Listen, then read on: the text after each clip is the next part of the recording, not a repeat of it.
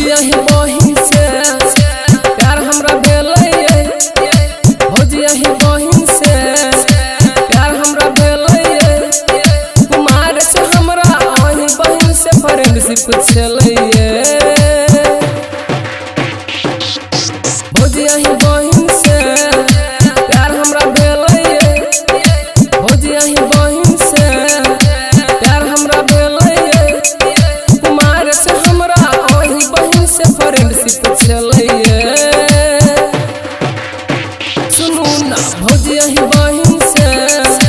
प्यार हमरा भेलै भौजी अही बहिन से प्यार हमरा भेलै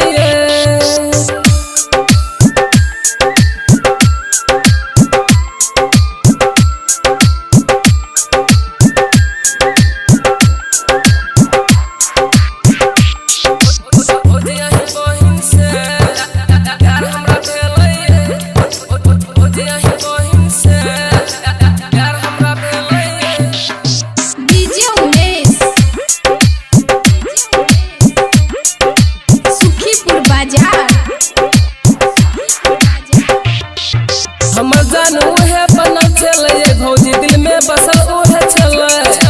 लव भेलै हमरा कॉलेज में भौजी प्राण हमर उहे छलै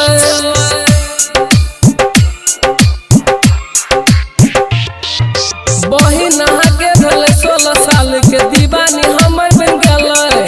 तिरछी नजर से वो तीर चला के घायल हमरा क गेलै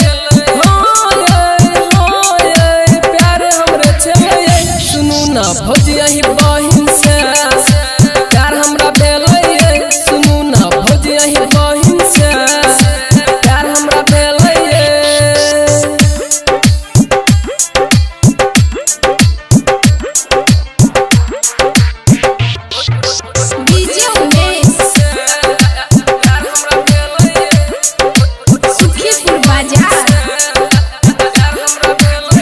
सपना में रोजू आबै छलै भौजी नींद चुराबै छलै 16 सिंगार मुकर आबै छलै होश उड़ाबै छलै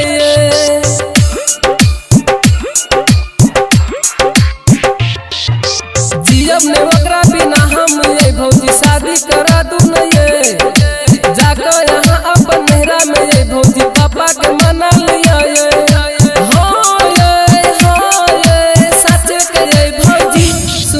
भौजी अही बहिन से प्यार हमरा भेलै और राइटर करन राज से जब कॉलेज पढ़े गेलै कुमार से ओकरा अही बहिन से फ्रेंडशिप छलै